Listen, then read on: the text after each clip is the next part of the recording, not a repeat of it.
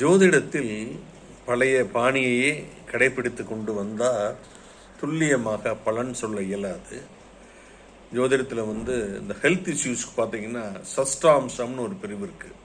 அது ஜோதிடத்தில் 6வது பாவகத்தினுடைய விரிவாக்கமாகும். இதில் என்ன பண்ணுன்னா, ஜாதகனுடைய நோய், வம்பு, வழக்கு, நோய் எதனால் வந்தது, எப்போது குணமாகும், நோய் வரும் காலம், வழக்குகள், சண்டை, கருத்து வேறுபாடு, கடன் போன்றவற்றை துல்லியமாக நாம் அறிந்து கொள்ளலாம். இதெல்லாம் படிச்சிங்கன்னா தான் உங்களுக்கு சஷ்டாம்சம்னா என்னன்னா, இந்த 6ஆம் பாவத்தை 6 சமபாகங்களாக பிரிக்கணும். அப்போ ஒரு 30 டிகிரியை 5 பிரிக்கிறதாச்சு. பிரித்து கிரியேட் பண்ணுறது தான் சஷ்டாம்சம்.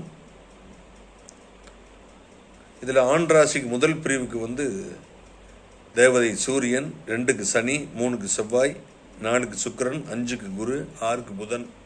இதே பெண் ராசியாக இருந்தால் புதன், குரு, சுக்கிரன், செவ்வாய், சனி, சந்திரன் இவங்க தான் தேவதைகளாக வருவாங்க. ராசி மண்டலம் பார்த்திங்கன்னா 36 திரிகோணங்களாக பிரிக்கப்பட்டிருக்கிறது. ஒவ்வொரு திரிகோணத்துக்கு ஒரு பாகம் இருக்குது. ஒவ்வொரு திரிகோணமும் 10 டிகிரி அதை 2ஆக உடைக்கிறாங்க. 5 டிகிரிக்கு ஒரு கவலகம் சொல்கிறாங்க. அப்போ ஒரு திரைகாணத்துக்கு 2 கவலகம், ஒரு கவலகத்துக்கு 2 துவாதசாம்சம். துவாதசாம்சம் அப்படிங்கிறது 2.5 டிகிரிஸ். அப்போ 2 துவாதசாம்சம் 5 டிகிரி ஆகும். ஒரு கோள், ஒரு பிளானட் 1வது கவலகத்தில் இருந்தால் நோய் உடலின் உள்பாகத்தில் அமைந்துள்ளது எனவும் அதன் காரணம் என்னவென்றும் தெரியாது. 2வது கவலகத்தில் இருந்தால் நோய் அல்லது தீங்கு தொல்லைகளின் காரணம் விளங்கும், அல்லது எதிரிகள் தோன்றுவார்கள், அல்லது தவறான உணவு பழக்க வழக்கம், தவறான நடத்தை, விபத்து அல்லது தவறான சிகிச்சைகள் மூலம் வந்திருக்கலாம் அப்படின்னு சொல்லப்படுகிறது.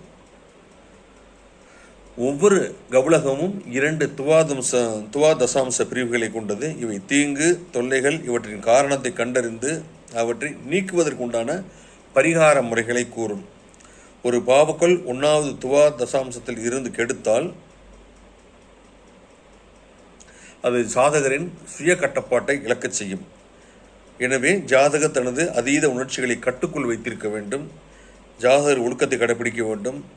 தனக்கு ஏற்றதான சரியான தேவதையை வணங்கி கடவுள் பக்தியை வளர்த்து கொள்ள வேண்டும். இதனால தேவையில்லாத பிரச்சனைகள், ஜெயிலில் கத்தி குத்து இதெல்லாம் ஏற்படுது. நன்றி, வணக்கம்.